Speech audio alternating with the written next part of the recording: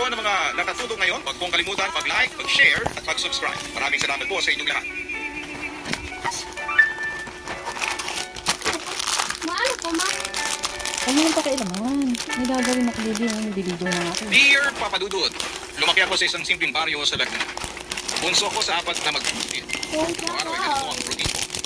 Gigising ng maaga, walis sa harapan ng bahay, tulong sa tindahan, tapos ay takbo sa school. Normal yung buhay namin, walang ingay, walang Bakit na lang po, ma? Si Papa ang nag-encourage Hindi ba sa mo akin na kailangan mag-dance kong- lessons sa munisipyo. Mama Ito lang. nga magulo. May ginagawa ako, nabibidyo ako. Ang maging paraan mo para maabot mo ang mga pangarap mo. Pero habang tumatagal ay lumalala ang Nakita mo, di ba, nabibidyo si High Mami school ko? ako noon. Isang gabi habang nagluluto ako ng ulam, may bigla siyang napaupo sa sofa. Narinig ko siyang parang hinihingal ng malalana. Paglapit ko ay nanginginig na yung kamay niya. Jenica, huwag kang titigil sa pangarap mo ha. Sabi niya, mahina pero malinaw. Doon ako napaiyak. Doon na ako nagdesisyon na huminto sa kolehiyo at magtrabaho sa Maynila. Simula pagkabata, hindi naman ako yung tipo ng patang nag-aalala agad sa mga bagay.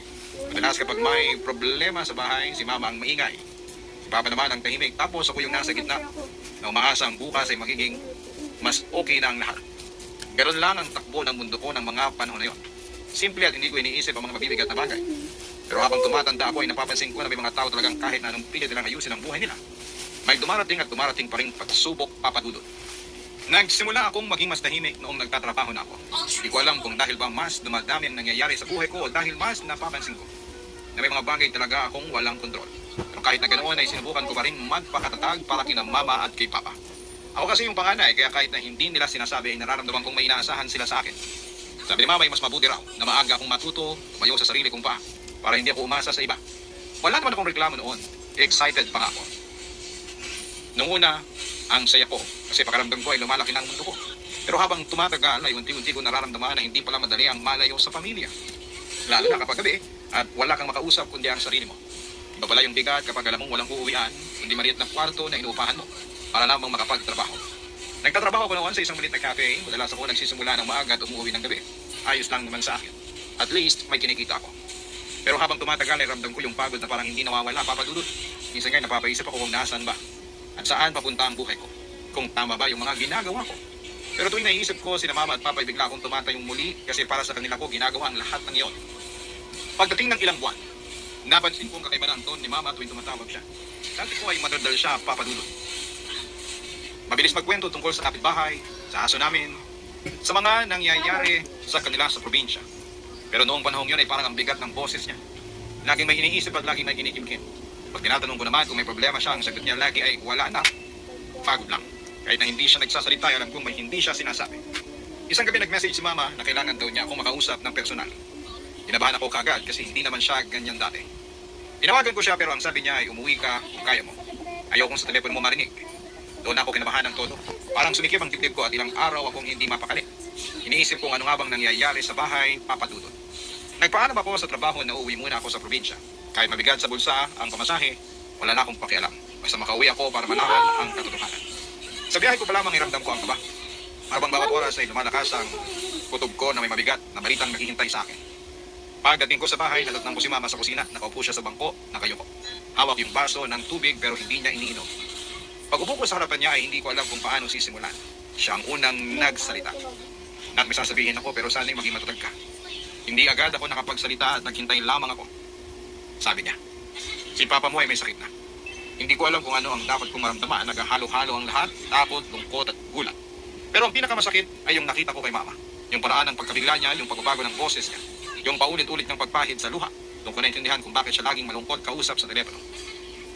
Nagpa-check up si Papa at kinailangan niyang magpagaling ng matagal. Hindi ko alam kung saan magsisimulang tumulong. Wala akong malaking pera, wala rin akong ibang pwedeng sandalan. Pero sa isip ko ay hindi ako pwedeng umiyak. Hindi ako pwedeng bumigay. Kung umiyak ako noon ay baka mas lalo lamang silang mag-alala at manghina. Kaya ang ginawa ko ay bumalik ako ng Maynila para mas kumita pa at may pambigay kina Mama. Habang tumatagal ay parang lumalayo ako sa sarili kong buhay. Hindi ko na namamalayan ng oras, trabaho, uwi, tulog, balik trabaho, paulit-ulit lang. Pero kahit na ganoon ay hindi ako umuwi na walang naman ang kamay ko na pera. Kung ano ang kaya kong ipadala, pinapadala ko. Minsan na hindi na ako bumibili ng bagong gamit, iniipon ko na lamang para may padala kina Mama. Hindi ko naman yon pinagsisihan kasi pamilya ko sila. Pero deep inside ay nararamdaman ko yung pagod, yung unti-unting panghihina ng loob ko. Isang araw habang nasa trabaho ako ay tumawag muli si Mama. Hindi ko agad nasagot kasi may ginagawa pa ako. Nang sumagot na ako, wala pa siyang sinasabi pero narinig ko na yung pag-iyak niya. Alam mo yung iyak na pilit na tinatago pero hindi niya magawa. Ganon yun. Parang may mabigat na dala. Nang makapagsalita na siya, ang sabi niya na lumalala na si Papa mo. Hindi ko na alam kung paano ko pipigilan ang luha ko noon, Papa Dudut. Nakaupo ako sa sulok ng cafe habang umiiyak at hindi na napansin kung may makakita sa akin. Wala na akong pakialam, ang naisip ko lamang noon ay kailangan ko nang umuwi at hindi ko kayang magtrabaho habang iniisip kong nahihirapan sila sa bahay. Pag uwi ko ulit ay nakita kong halos hindi na makatayo si Papa. Pero kahit na ganoon ay pinipilit pa rin niya akong ngumiti. Sabi ko pa nga noon ay pa magpagaling ka ha? Pero ang sagot niya lang ay mahinang tango. Hindi ko masabi sa kanya na takot ako at hindi ko masabi sa kanya na hindi ko alam kung ano ang gagawin ko. Ang ginawa ko na lang ay umupo ako sa tabi niya at hinawakan ng kamay niya. Tahimik lamang kami. Hindi ko alam kung ilang minuto ang lumipas pero pakiramdam ko ay ang haba noon. Lumipas sa mga linggo. Lumalim ang pag-aalala namin. Sa kahit na anong hirap, sabay-sabay kaming bumangon. Kahit si Mama ay pilit na sinasabi na kakayanin namin. Pero sa loob ko, alam kong hindi na ganun kadali yun. Hanggang dumating yung araw na hindi ko inaasahan. Umaga noon, maaga pa, pero gising na ako.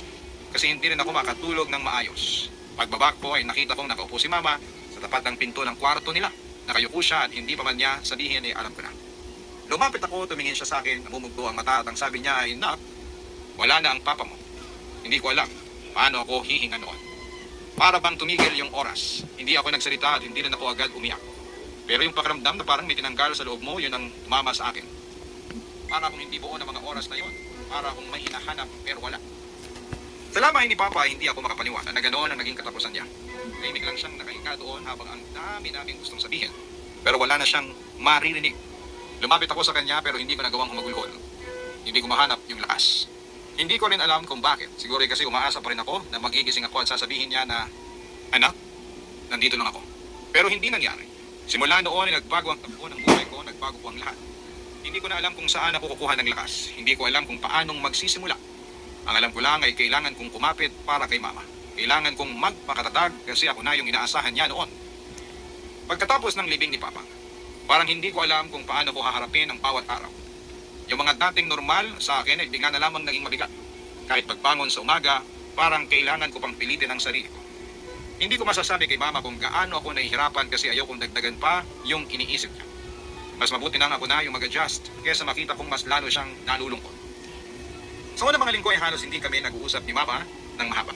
Hindi dahil may tampuhan, pero dahil pareho kami hindi pa handang pag-usapan yung nangyari. Kapag nasa sala siya, madalas ay nakatingin lamang siya sa kawalan, papadudod. Tapos ako naman ay nasa kwarto at nag-iisip kung ano nga ba ang dapat kong gawin para hindi kami tuluyang malubog sa lungkot. Hindi ko po alam kung sapat ba ang ginagawa ko. Pakiramdam ko ay kulang pa rin. Dumating yung araw na kinailangan ko nang bumalik sa Maynila dahil nauubos na ang ipon ko. Kahit na hindi pa ako buo, wala akong choice, bago ko umalis ay kinausap ko si Mama. Sabi ko, Ma, uuwi ako sa weekend pag may pamasahe ako. Tawag ako araw-araw, hindi kita pababayaan. Tumango lamang siya, pero alam kong gusto niyang pigilan ako. Kailangan ko lang maging natatag kasi wala namang ibang aasahan kundi ako lamang papadudot. Pagbalik ko sa Maynila, ibang-iba na ang pakiramdam ko yung dati kong routine na kaya kong gawin kahit pagod ako ay biglang naging mabigat. Sa pagpasok ko ng cafe, kitang-kita ko yung awa sa mukha ng mga kasama. Durain mo yan. Hindi ako humingi ng Durain simpatya mo. pero nararamdaman ko na ingat na ingat silang kausapin ako. Di nandurain mo. May isa nga na nagsabi na Jen, kung kailangan mo ng break ay sabihin mo lang ha. Umiti ako pero deep inside ay gusto ko nang umiyak. Ayoko kasi itigil ang trabaho kasi mas lalo kaming mahihirapan ni Mama papadudot. Sa mga unang araw, na nagbalik ako sa trabaho, palagi akong tila naka-autopilot. Gumagalaw ako, kumukuha ng order, nagsasalita sa customers, pero yung isip ko ay nasa probinsya pa rin. Kung kumakain na ba si Mama, kung nakakayanan ba niyang mag-isa. Kung tulog ba siya ng maayos. Tuwing break time ko ay tumatawag ako sa kanya kahit minsan ay paulit-ulit ang sagot niya na ayos lang ako. Ramdam kong hindi pa siya nakaka-recover papadudot. Isang gabi, napauwi ako ng mas late kaysa sa normal kasi nag-close ako ng cafe. Habang naglalakad ako pauwi ay doon ko lang naramdaman yung bigat at pagod at lungkot. Hindi ko alam kung bakit bigla akong napahinto sa tapat ng isang tindahan. Tinitigan ko lang yung salamin at inisip ko kung sino ba yung nakikita ko roon. Ako pa ba yun? O yung version ko na pilit na nagpapakatatag pero sa loob-loob ay gusto nang sumuko. Hindi ko rin alam. Ang sigurado ko lang ay hindi ko na kaya yung ganitong pakiramdam na parang pagod na pagod ka pero hindi mo pwedeng hihinto. Hanggang sa nagkaroon ako ng opportunity na makapagtrabaho sa ibang bansa papadudot. Mabilis na naasikaso ang lahat at nakakalis ako ng bansa. Sa waiting area ay nakilala ko yung first timers din. Masayahin, kabado, pero excited. Nagkwentuhan kami at nagtawanan, nagpalitan ng snacks. Pero may isang girl, si Aya, tahimik at hindi sumali sa usapan. Nagpakilala lang siya. First time ko din, pero may sinabi sa akin, ang ate ko, ingat daw sa ilang lugar sa Japan. Napatingin kami. Ano daw yung lugar na yun? Tanong ko. Umiling lamang siya. Hindi ko to dapat balikan pag napuntahan ko na. Basta iwas lang daw. Parang may gusto pa siyang sabihin, pero hindi niya Masarap pa. tinuloy. Hindi. Paglapag namin, unang beses kong Ano? nakita ang Tawagin sobrang mo. linis Tanong mo ng kay paligid. mamo. Pero hindi lang linis ang mapapansin, papadudot. May kakaiba. Tahimik na tahimik. Kahit may ilang tao sa airport ay parang wala kang marinig kundi ang yapak nila. Paglabas namin, may isang matandang lalaki sa bench. Hindi gumagalaw. Nakayuko lang. Nung dumaan kami, bigla itong huminga ng malalim pero hindi yung normal. Parang galit, parang nagpipigil ng emosyon. Hindi siya tumingin pero sapat na yung tunog ng paghinga niya para mapatigil ako ng sandali. Yes. Triple deck beds. 13 kami sa loob. Habang nag-aayos ako ng gamit ko, bigla ko naramdaman na parang bumigat ang paligid ko. Hindi hangin, pero yung pakiramdam na parang may nakatingin. Pero dahil first day ay wala akong sinabi. Ayokong magmukhang takot agad. Nagtawanan yung ibang girls. Yung iba ay naggaan pa. Ako ay tahimik lang. Nagsusupit ng damit sa maliit na organizers. Pero napansin kong habang inaayos ko ang mga gamit ko ay may isa sa mga kasama namin na nagmamadaling magsarado ng kurtina ng window sa dulong bahagi ng kwarto. Sarado dapat lagi yan ha? Sabi niya. Hindi ko kilala pero mukha siyang sanay na. Huwag niyong bubuksan kahit umaga. Nagtaka ako pero hindi ako nagtanong. Pagkapasok namin sa apartment, inakala kong nung una na baka inadjust ko lang yung sarili ko sa bagong lugar.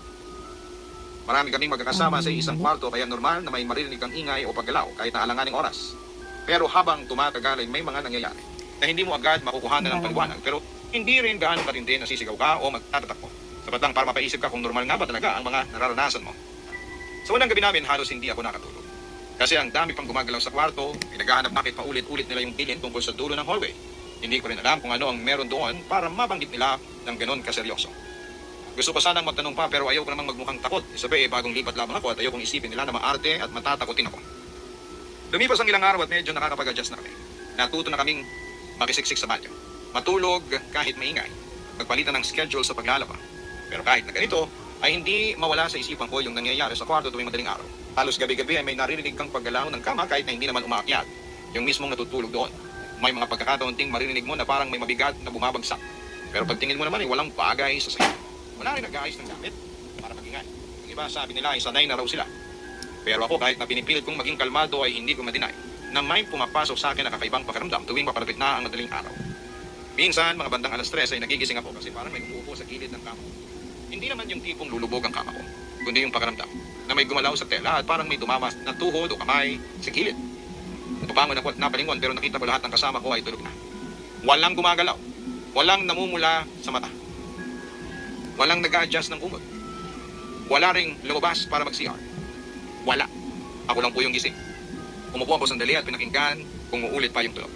Mga ilang segundo pa ay biglang gumalaw ng kaunti ang umot sa banat ko. Hindi ko alam kung guni-guni ko ba o may gumagalaw talaga. Pero nakatitig ako doon ng matagal.